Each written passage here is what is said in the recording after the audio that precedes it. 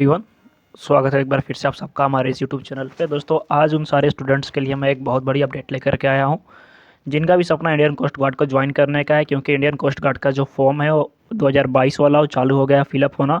तो आप कैसे घर बैठे अपने फ़ोन से उस फॉर्म को फिलअप कर सकते हो। तो सबसे पहले दोस्तों जो काम करनी है आपको कि आप अपने फ़ोन में जिस भी ब्राउज़र वगैरह का यूज़ करते हो उसको ओपन कर लेना है। उसके बाद दोस्तों सिंपली आपको सर्च बॉक्स में आकर के सर्च करना है सरकारी एग्ज़ाम या फिर सरकारी रिजल्ट, आप सर्च कर सकते हो। तो जैसे ही आप सर्च करोगे तो कुछ आपको इस तरह का इंटरफेस देखने को मिलेगा। तो इसके बाद आपको सिंपल करना है सरकारी एग्ज़ाम जो ऑफिशियल वेबसाइट है उसका, उसके ऊपर आपको क्लिक कर देना है। जैसे ही दोस्तों आप क्लिक करोगे तो आप देख सकते हो कि यहाँ पे आपको लिखा हुआ मिल जाएगा कि कोस्ट गार्ड का आपका यांत्रिक नाविक 02/2022 ऑनलाइन फॉर्म जो है वो स्टार्ट हो चुका है। तो इसके बाद सिंपल दोस्तों यहाँ पे आपको क्लिक कर देना है। जैसे ही आप क्लिक करोगे तो इसका जो ऑफिशियल वेब पेज है ये खुल के आ जाएगा सरकारी एग्ज़ाम का। तो उसके बाद यहाँ पे आप देख सकते हो कि यहाँ पे 322 पोस्ट हैं और इनका जो डेट ऑफ बर्थ रहने वाला है वो दोनों के लिए यानी यांत्रिक के लिए आपका रहेगा 01/2000 से लेकर के 31 जुलाई 2004, और नाविक डोमेस्टिक ब्रांच के लिए 1 अक्टूबर 2000 से लेकर के 31 सितंबर 2004। ठीक है। उसके बाद आपका लगभग 322 पोस्ट्स हैं इसकी, और इसकी जो लास्ट डेट है फॉर्म फिलअप करने की आपकी ये 14 जनवरी है। ठीक है। उसके बाद आप यहाँ पे सिंपल नीचे स्क्रॉल करते हुए आओगे और यहाँ पे आपको ऑप्शन मिलेगा अप्लाई ऑनलाइन का। तो जैसे ही अप्लाई ऑनलाइन का ऑप्शन आएगा आपको सिंपल इसके ऊपर क्लिक कर देना है। जैसे ही दोस्तों आप क्लिक करोगे तो आप इंडियन कोस्ट गार्ड का जो ऑफिशियल वेबसाइट है उसके ऊपर आप एंटर कर जाओगे। तो उसके बाद सिंपल आपको यहाँ पे आना है और यहाँ पे आपको दो ऑप्शन आएगा, साइन इन का या फिर क्रिएट अकाउंट का। तो अगर आपका पहले से अकाउंट बना है तो आप यहाँ पे ईमेल आईडी और पासवर्ड आकर के साइन इन कर सकते हो, लेकिन जिनका अभी तक कोई भी अकाउंट नहीं बना है तो उनको क्रिएट अकाउंट वाले ऑप्शन पे क्लिक करना है। जैसे ही दोस्तों आप क्रिएट अकाउंट वाले ऑप्शन पे क्लिक करोगे तो यहाँ पे आपका जो बेसिक डिटेल्स है वो पूछा जाएगा। जैसे कि सबसे पहले आपका नाम यहाँ पे पूछा जाएगा कि आपका नाम क्या है, लेकिन आपका जो नाम होना चाहिए एज ए आपका जो 10th का मार्कशीट होना चाहिए उसके अनुसार मेंशन होना चाहिए। ठीक है। उसके बाद दोस्तों आपका यहाँ पे फादर्स का नाम जो होगा उसको भी आप यहाँ पे मेंशन कर दोगे। नेक्स्ट है आपका मदर्स नेम, आपके मदर्स का जो नाम होगा उसको भी आप उसको मेंशन कर दोगे। उसके बाद आपकी नेशनलिटी की बात करूँ तो नेशनलिटी सबकी इंडियन ही है। अगर आप नेपाल से हो या फिर आप बांग्लादेश से हो या फिर भूटान से हो तो दोस्त उसके लिए अलग अलग आप नोटिफिकेशन में देख लोगे क्या है उसके लिए। उसके बाद आप यहाँ पे अदर कर सकते हो। ठीक है। उसके बाद लेकिन यहाँ पे ये भी मेंशन किया हुआ है कि आपका only Indian candidates are allowed, मतलब केवल जो भारत में बॉर्न हुए हैं वही अप्लाई कर सकते हैं। इसके बाद दोस्तों यहाँ पे जेंडर पूछा है मेल या फीमेल, लेकिन ये जो वैकेंसी है स्पेशली मेल के लिए ही है तो आपको मेल यहाँ पे चूज कर लेना है। उसके बाद दोस्तों आपको यहाँ पे अपना वैलिड ईमेल आईडी जो होगा जिससे कि आपका जो ओटीपी हो गया कोई भी मैसेज वगैरह हो गया आपको भेजा जा सके, उसको आपको यहाँ पे डाल देना है जो कि वैलिड है एट प्रेजेंट आपके पास हो फॉर्म फिलअप करते समय। उसके बाद दोस्तों यहाँ पे कंफर्म कर देना है उस ईमेल आईडी को जो भी आपने ईमेल आईडी डाला है। उसके बाद आपको यहाँ पे सिंपल कंफर्म करना है आपका 10 डिजिट का मोबाइल नंबर आपको यहाँ पे डाल देना है जो कि वैलिड हो, मीन्स कि एट द टाइम जब आप फॉर्म फिलअप कर रहे हो तो उस समय आपके फ़ोन में मौजूद हो।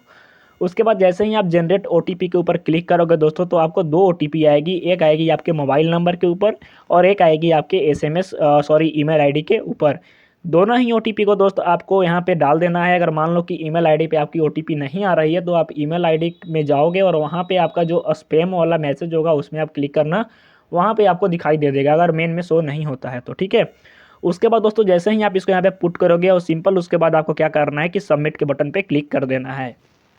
तो जैसे ही दोस्तों आप क्रिएट वाले ऑप्शन पे क्लिक करोगे तो आपका जो अकाउंट है वो क्रिएट हो जाएगा और आपको मैसेज और ईमेल के माध्यम से एक पासवर्ड मिलेगा। ठीक है।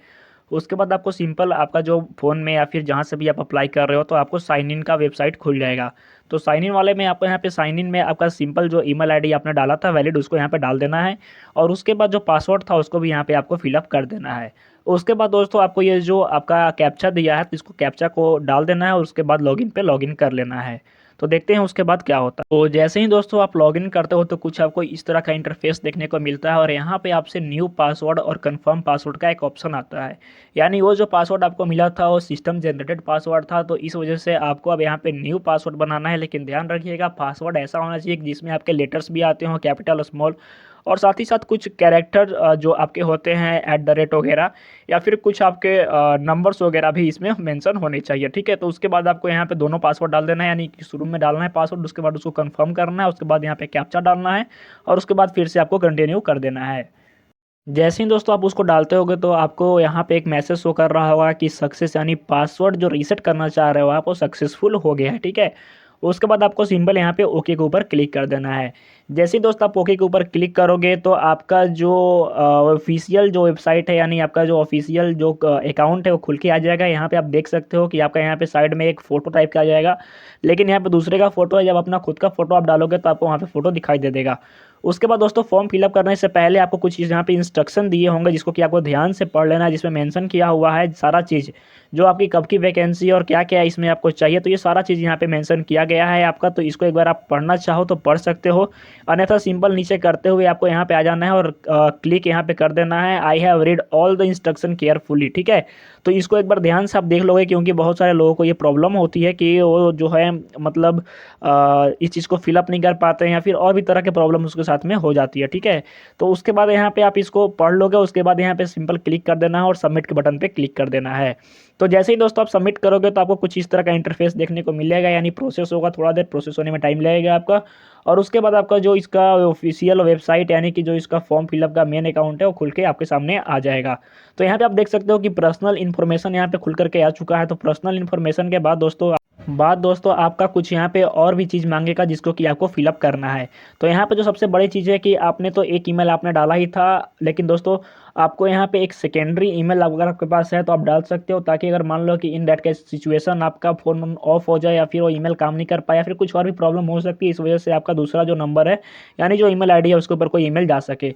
तो यहाँ पे अगर आपके पास है तो आप ईमेल डाल दोगे, अगर नहीं है तो कोई बात नहीं। उसके बाद दोस्तों आपको नीचे में एक आपका मोबाइल नंबर मिल जाएगा लिखा हुआ, उसके बाद एक अल्टरनेट मोबाइल नंबर मांग रहा है, तो यहाँ पे आपको अपना मोबाइल नंबर डाल देना है अगर आपके पास दूसरा है तो, अगर नहीं है तो कोई बात नहीं है। ठीक है, उसके बाद दोस्तों आप यहाँ पे आपका जो स्टेटस है यानी आप मैरिड हो या अनमैरिड हो तो यहाँ पे क्लिक कर दोगे, लेकिन यहाँ पे मेनली जो वैकेंसी है आपकी अनमैरिड कैंडिडेट्स के लिए, तो आप यहाँ पे अनमैरिड ही डालोगे। ठीक है, उसके बाद आपका आधार कार्ड का जो नंबर है उसको आपको डाल देना है, अगर है तो ठीक है, नहीं हो तो नहीं डाल सकते हो, ऑप्शनल नहीं। ठीक है, उसके बाद यहाँ से आपको एक फ़ोटो आईडी कार्ड टाइप का चूज कर लेना है कि आपके पास इसमें से कौन सा डॉक्यूमेंट है। अगर आधार कार्ड है तो आपको चूज कर लेना है, ड्राइविंग लाइसेंस है तो इसको चूज कर लेना है, पासपोर्ट है या फिर वोटर आईडी है तो आपको इसमें से कोई भी डॉक्यूमेंट आपके पास जो है तो आप इसको चूज कर सकते हो।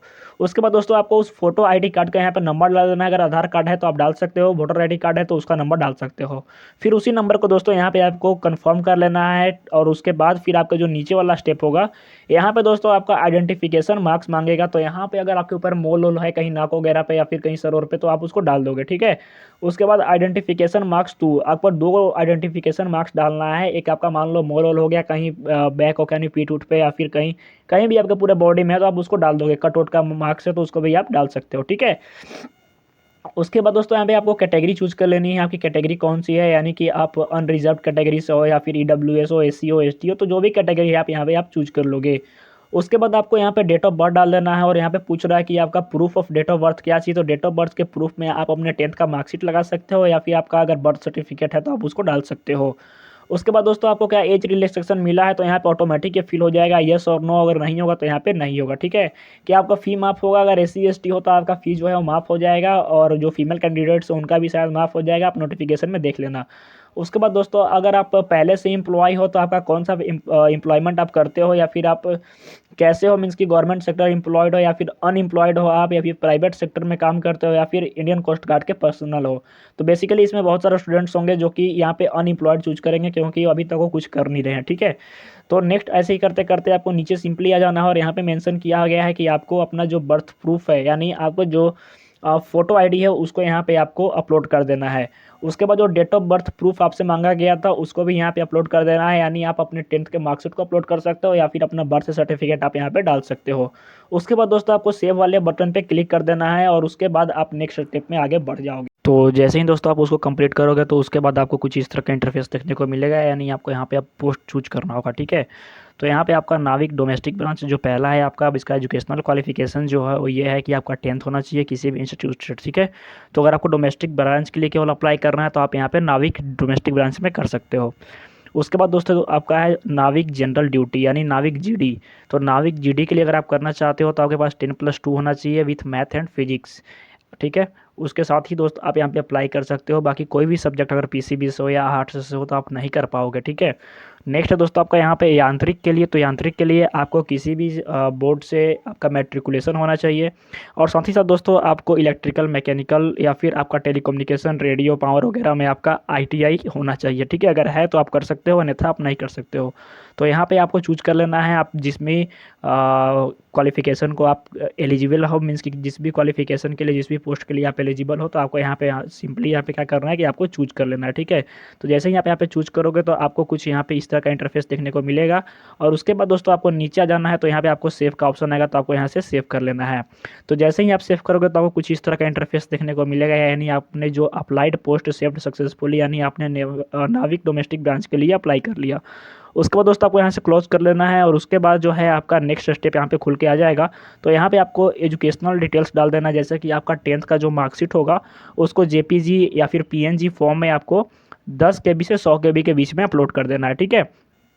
उसके बाद दोस्तों आपका इन केस CGPA और ग्रेड है तो उसको कन्वर्सेशन करने का मीन्स कि कैसे आप उसको कन्वर्ट कर सकते हो। यहाँ पे स्टेज 2 यानी आपका जो PDF है, नोटिफिकेशन उसमें दिया है कि आप कैसे उसको ट्रांसफॉर्म कर सकते हो। उसके बाद आपको नीचे आ जाना है, तो यहाँ पे आपको पूछेगा कि did you pass in class 10th। अगर आप पास हो तो यहाँ पे यस कर देना है, अगर नहीं हो तो यहाँ पे नो कर देना है, ठीक है। उसके बाद आपको यहाँ से चूज करना है सिलेक्ट एजुकेशन बोर्ड, तो आप सिलेक्ट एजुकेशन बॉक्स बोर्ड में जिस भी बोर्ड से आप हो, आपने 10th किया है अपना डाल सकते हो। अगर आप बिहार बोर्ड से हो या फिर बिहार ओपन से हो या फिर किसी बोर्ड से हो तो आपको यहाँ पे डाल देना है। तो सिंपली अगर मान लो आप CBSE से हो तो central board of secondary education आपको यहाँ पे पुट कर देना है। उसके बाद दोस्तों आपको जो सर्टिफिकेट नंबर ऊपर में लिखा हुआ होता है उसको यहाँ पे मेंशन कर देना है आपको। और उसके बाद अगर आपका परसेंटेज है, CGPA है, ग्रेड है, तो आपको यहाँ पे इशू मीन्स की क्लिक कर देना है। तो मान लो CGPA तो आप यहाँ पे CGPA कर दोगे।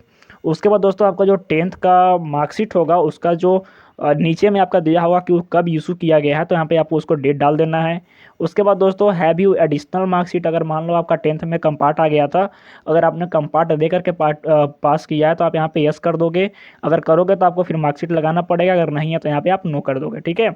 उसके बाद दोस्तों आपका जो एग्रीगेट परसेंटेज होगा, यानी जब आप कन्वर्ट कर लोगे तो यहाँ पे अपना परसेंटेज डाल दोगे, और जो आपका CGPA होगा यहाँ पे आप उसको CGPA को डाल दोगे, ठीक है।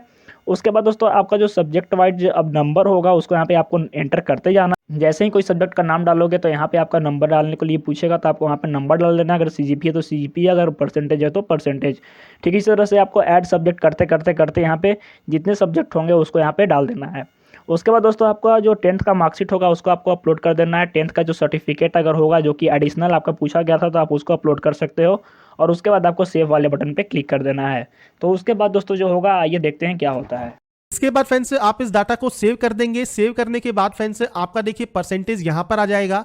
ऐसे ही अब आपको 12th की एंट्री करनी है, तो आप 12th पास आउट है। इसके अलावा आपके बोर्ड का नाम क्या है, आपका यहां पर 12th का सर्टिफिकेट नंबर क्या है, आपका यहां पर जो ग्रेडिंग सिस्टम है वो क्या है, डेट ऑफ इशू कौन सी है आपके मार्कशीट की। तो ये फ्रेंड्स आपको अब आपके अकॉर्डिंग यहां पर जानकारी प्रोवाइड करनी होगी। तो यहां पर फ्रेंड्स आपको सेम आपकी सब्जेक्ट की एंट्री करनी है, आपके पास कितनी सब्जेक्ट्स है। फिजिक्स, मैथमेटिक्स यहां पर आपका मैंडेटरी है, तो ये आपको कम से कम यहां पर फिल करना होगा। इसके अलावा आपकी जो भी सब्जेक्ट्स हैं आप यहां पर जो आपकी एंट्री है वो आप यहां पर कर सकते हैं। उसके बाद फ्रेंड्स यहां पर आपको सेम आपका मार्कशीट और सर्टिफिकेट यहां पर अपलोड करना है, और उसके बाद आप इस डाटा को सेव यहां से कर सकते हैं। सेव करने के बाद फ्रेंड्स यहां पर देखिए आपका आएगा एड्रेस सेक्शन। तो आपका जो भी एड्रेस है, जो भी आप पूरा एड्रेस लिखते हैं आपका, वो आप यहां पर एंटर कर सकते हैं। इसके बाद कोई भी लैंडमार्क है तो आप यहां पर उसकी जानकारी एंटर कर देंगे।